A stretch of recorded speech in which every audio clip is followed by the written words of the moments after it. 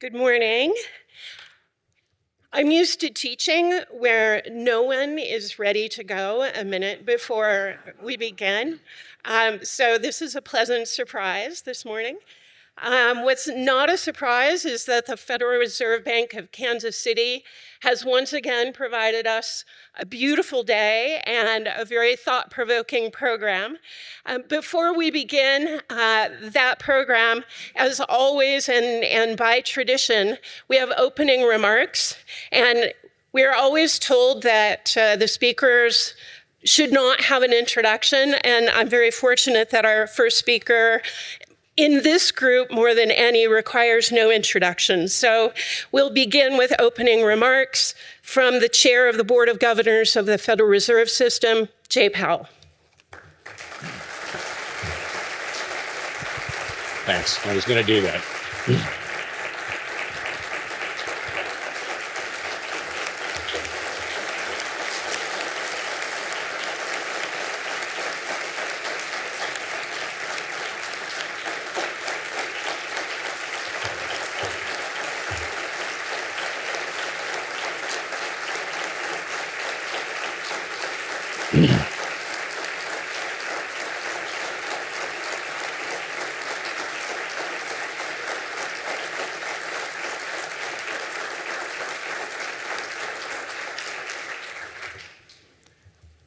Thank you, Jan, and thank you for that very kind welcome. And thank you, Jeff, for bringing us in the Kansas City Fed. Thank you for bringing us here again in this beautiful setting.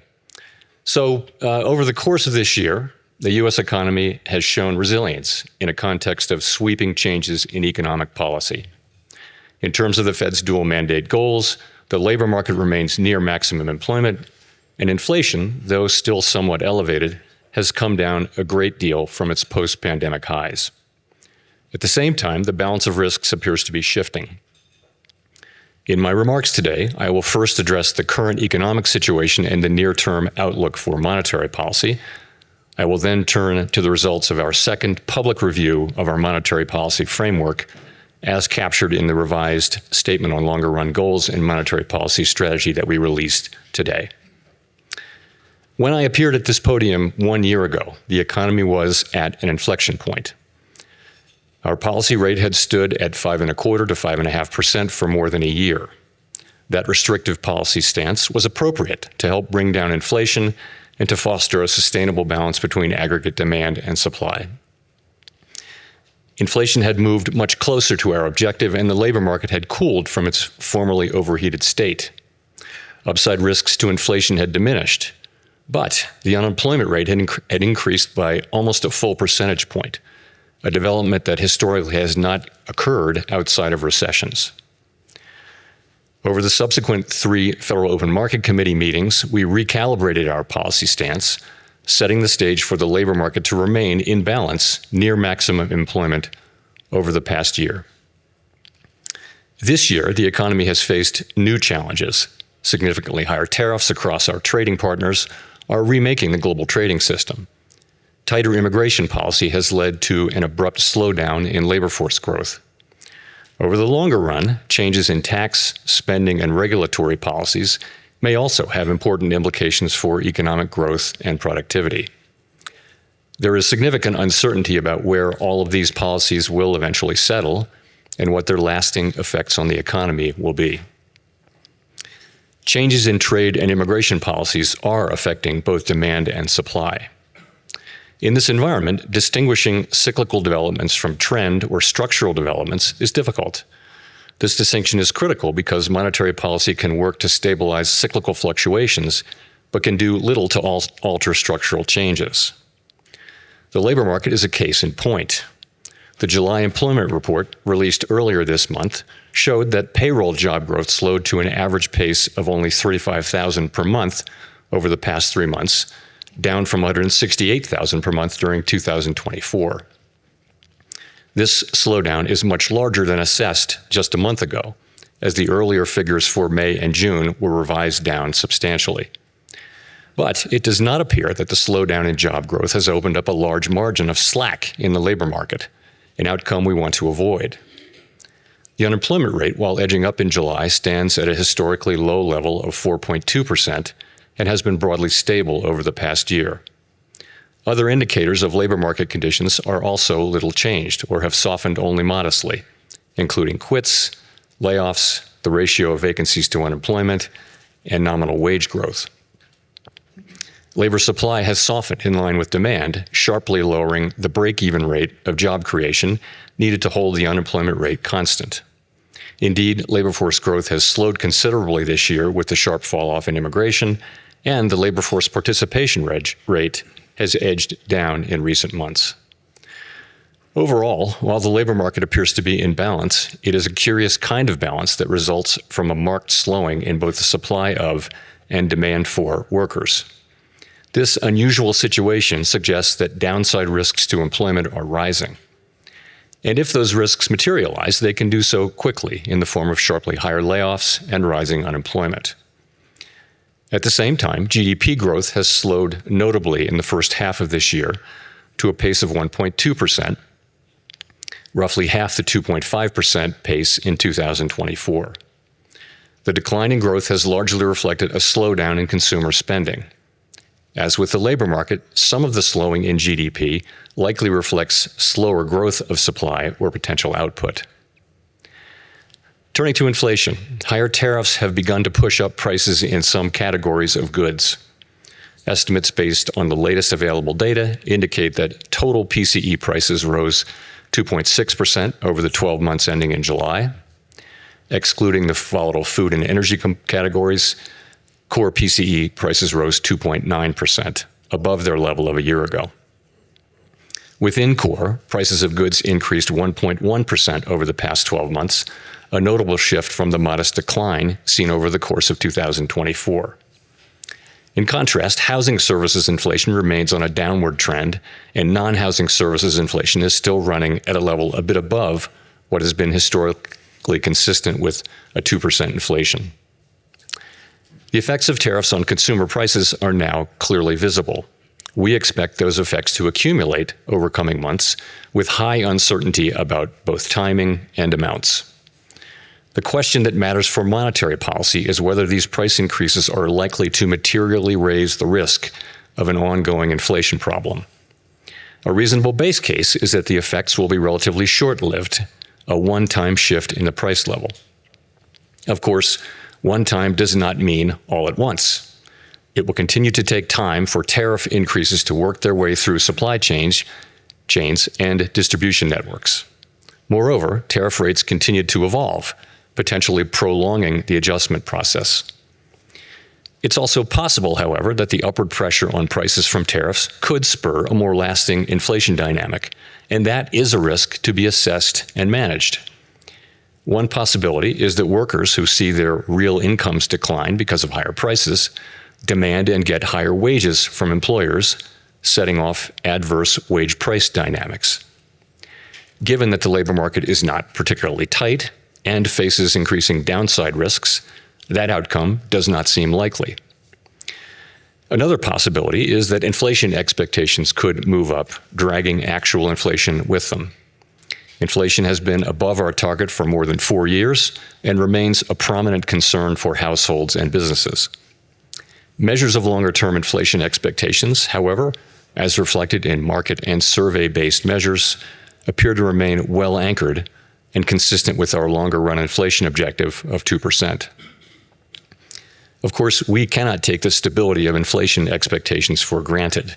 Come what may, we will not allow a one-time increase in the price level to become an ongoing inflation problem. So, putting the pieces together, what are the implications for monetary policy?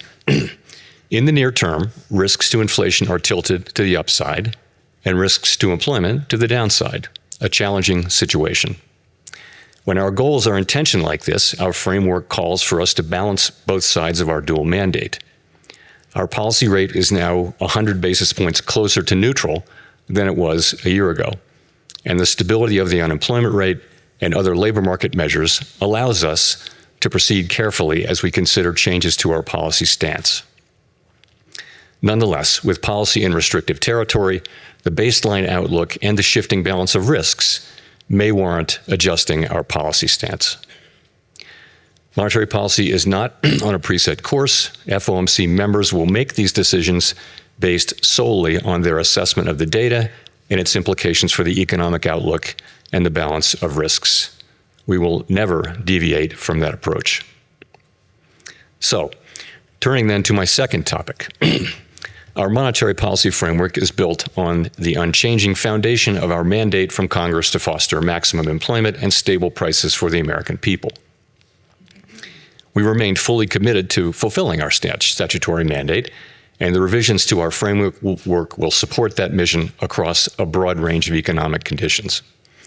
Our revised statement on longer-run goals and monetary policy strategy, which we refer to as our consensus statement to save time, describes how we pursue our dual mandate goals.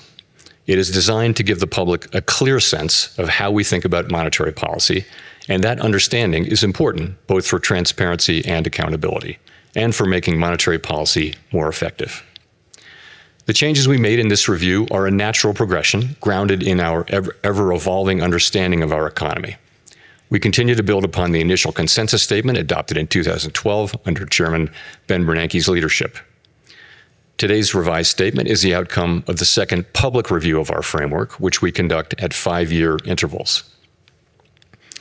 This year's review included 3 elements: Fed Listens events at reserve banks around the country, a flagship research conference, and policymaker discussions and deliberations supported by staff analysis at a series of FOMC meetings.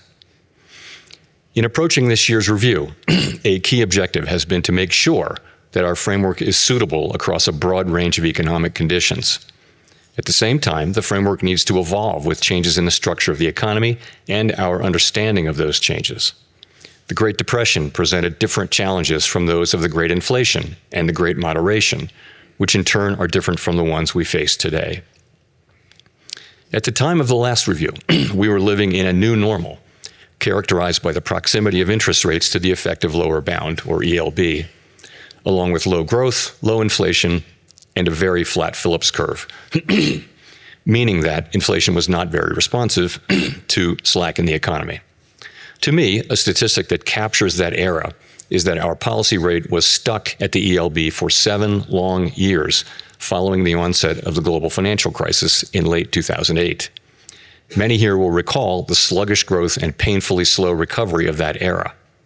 It appeared highly likely that if the economy experienced even a mild downturn, our policy rate would be back at the ELB very quickly, probably for another extended period. Inflation and inflation expectations could then decline in a weak economy, raising real interest rates as nominal rates were pinned near zero. Higher real rates would further weigh on job growth and reinforce the downward pressure on inflation and inflation expectations, triggering an adverse dynamic.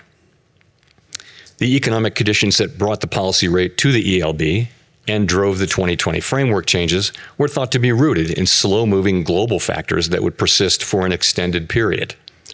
And they might well have done so, if not for the pandemic. The 2020 consensus statement included several features that addressed the ELB-related risks that had become increasingly prominent over the preceding 2 decades.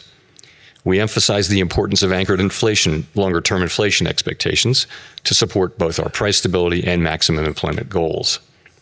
Drawing on an extensive literature on strategies to mitigate risks associated with the ELB, we adopted flexible average inflation targeting, a make-up strategy to ensure that inflation expectations would remain well anchored, even with the ELB constraint. In particular, we said that following periods when inflation had been running persistently above 2%, appropriate monetary policy would likely aim to achieve inflation moderately above 2% for some time. In the event, rather than low inflation in the ELB, the post-pandemic reopening brought the highest inflation in 40 years to economies around the world. Like most other central banks and private sector analysts, through year-end 2021, we thought that inflation would subside fairly quickly without a sharp tightening in our policy stance, as this slide will show. When it became clear this was not the case, we responded forcefully, raising our policy rate by 5.25 percentage points over 16 months. That action, combined with the unwinding of pandemic supply disruptions, contributed to inflation moving much closer to our target without the painful rise in unemployment that has accompanied previous efforts to counter high inflation. This year's review considered how economic conditions have evolved over the past 5 years. During this period, we saw that the inflation situation can change rapidly in the face of large shocks. In addition, interest rates are now substantially higher than was the case during the era between the global financial crisis and the pandemic. With inflation above target, our policy rate is restrictive, modestly so in my view. We cannot say for certain where rates will settle out over the longer run, but their neutral rate may now be higher than during the 2010s, reflecting changes in productivity, demographics, fiscal policy, and other factors that affect the balance between saving and investment.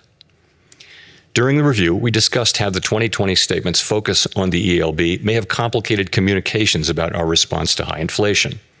We concluded that the emphasis on an overly specific set of economic conditions may have led to some confusion, and as a result, we made several important changes to the consensus statement to reflect that insight.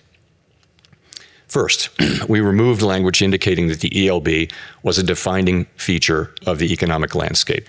Instead, we noted that our monetary policy strategy is designed to promote maximum employment and stable prices across a broad range of economic conditions.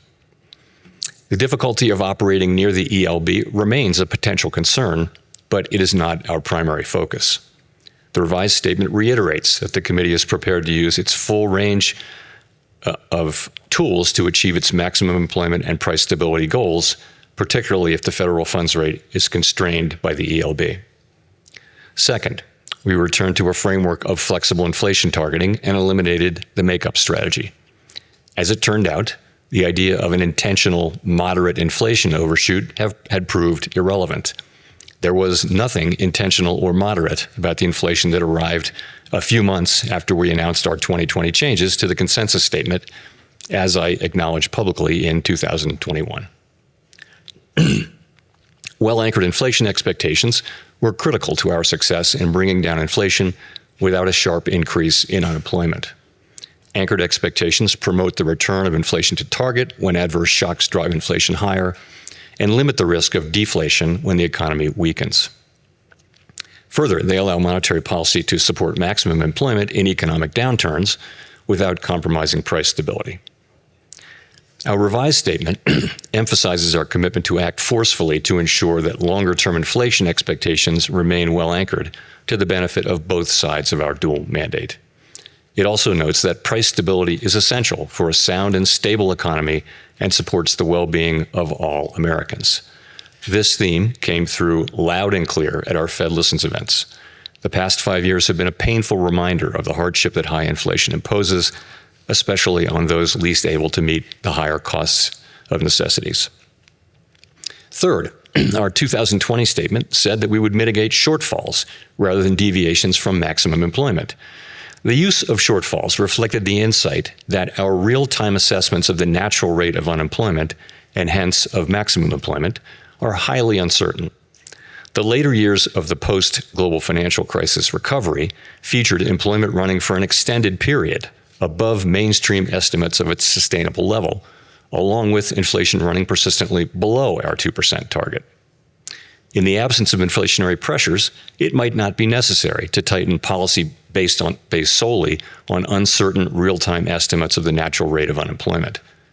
We still have that view, but our use of the term shortfalls was not always interpreted as intended, raising communications challenges. In particular, the use of shortfalls was not intended as a commitment to permanently forswear preemption or to ignore labor market tightness.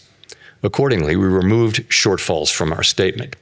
Instead, the revised document now states more precisely that the committee recognizes that employment may run at times above real-time assessments of maximum employment without necessarily creating risks to price stability.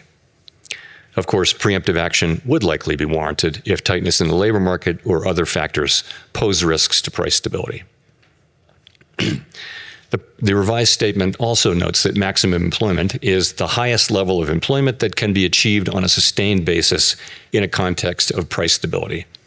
This focus on promoting a strong labor market underscores the principle that durably achieving maximum employment fosters broad-based economic opportunities and benefits for all Americans. The feedback we received at Fed Listens events reinforced the value of a strong labor market for American households, employers, and communities. Fourth, consistent with the removal of shortfalls, we made changes to clarify our approach in periods where our employment and inflation objectives are not complementary. In those circumstances, we will follow a balanced approach in promoting them.